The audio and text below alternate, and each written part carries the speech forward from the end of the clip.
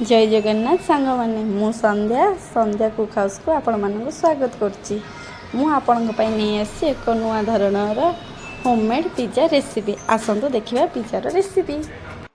मैदा 500 ग्राम, दही गोटे cup, meet मसला, लंका गुंड, चिकेन मसला 1 कप, तेल, गरम मसला किछटा, लंका, करी पाउडर 1 कप, चीनी, मैगी मसला, हलदी गुंड, स्वाद अनुसार लुण, पनीर, गोटे बड़ गाजर, बड़ कैप्सिकम, छोट टमाटो, 4टा पियाज काटिकी रखी, अमूल चीज।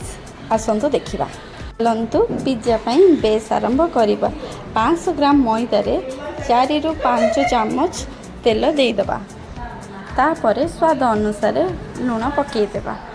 तापरे गोटे बाउल दही आमे ता देहरे मिसईदेबा। तापरे चीनी आमे 5 ରୁ 6 चामच चीनी पकईदेबा। कहीं ना सेटा क्रिस्पी हम आ खाइबारे मीठा मीठा लगे, बहुत टेस्ट लगे। ताको भल भाव में आमे गोलैदेबा। तापरे भल भाव में गोलैके आमे चकुड़ी देबा। एमती नरम भाव में चकुड़ी देबे। तापरे अल्प हाफ चामच तेल पकईके ताको घोरैकी रखिदेबे। ये 30 मिनिट रखिदेबे। कढ़ई गरम हो गला परे 3 ରୁ 4 चामच तेल कढ़ई रे पकईदेबे। तापरे पनीर को गोटे गोटे करके पकाई ताको भल भाव में फ्राए हवा को छाड़देवे। पनीर लाल हो गला परे तापरे ताको गोटे पात्र रे काढ़ी नेबे। सेई तेल रे पियाज को भल भाव में भाजी नेबे। पियाज भल भाजी हो गला परे से कंचा लंका 2टा को पकाई देबे। तापरे किछिटा गाजर को भल भाव में कषि नेबे। गाजर टिके सिझीगला परे कैप्सिकम और बिलाती को भल भाव में मिसाई देबे। तापरे स्वाद अनुसार आपण लुण को पकाई भल भाव में मिसाई गोलाई देबे। गाजर और कैप्सिकम भल भाव में सिझीगला परे ता देहरे हलदी गुंड मिसाइबे, लंका गुंड मिसाइबे, करी मसला गोटे चामच, मीट मसला गोटे चामच,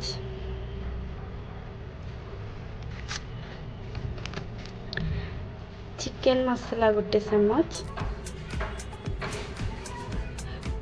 गरम मसला गोटे चामच आउ मैगी मसला को पकाई भल भाव में कषि नेबे।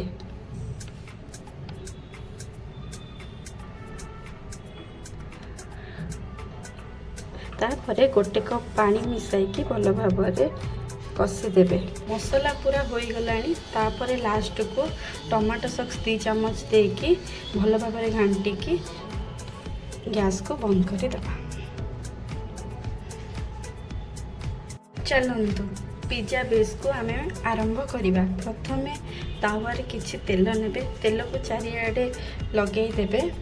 जो आमे चकड़ी रखिथिबा मैदा को ताको तावा उपरे थोइबा। थोइकी हाथ मध्यम रे गोल गोल गोल गोल पिज्जा बेस को बनेइबा। तापरे कंटा चामच रे आमे छोट छोट छोट छोट छोट छोट कणा करिबा। काहेकि ना ताको सिझिबा को बहुत सुविधा हो। करी सारिबा परे गोटे चामच रो 2 चामच पिज्जा सॉस या टमाटो सॉस को बैटर रे लगे के भल भाव में लगे देबे। चारिपटे लगे देबे भल भाव में।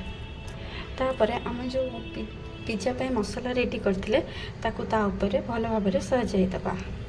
तापरे गोटे गोटे करके छाणी रखिथिबा पनीर को भल भाव में सजाई देबा। पनीर तो आमर भल भाव में सजा हो गला। तापरे चलंतु तापरे आमे चीज अमूल चीज को भल भाव में चारिआडे पकई देबा।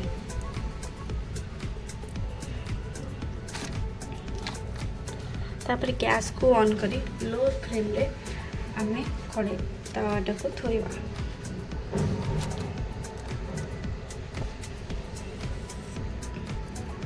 तापरे मझिरे मझिरे आपण देखुथिबे जेमिति तल न लगे ता साइड रे अल्प अल्प अल्प अल्प करके तेल दौथिबे आ लो फ्लेम रे ही करुथिबे। तापर गोटे ढांकने आम ढांकीदे घोड़े देवा 10 मिनिट पर काढ़ी देखा पिज्जा आमर कि ना भल भाव आम देखीदबा तापर आउ टिके तेल पकेबा कहीं ना तल भल सीझेनी टिके टिके कर देखिकी तेल पकेकी पुणी आम घोड़े देवा आउ 10 पिज्जा को आम छुरी माध्यम भल भाव देखीदबा पिज्जा रेडी हो गला ताकू गोटे पात्र को काढ़ीदबा हो गला आमर पिज्जा आपन जदि मो पिज्जाटी भल लगी ताहले प्लीज़ लाइक शेयर सब्सक्राइब निश्चिंत करंतु आम चैनल को सब्सक्राइब करंतु।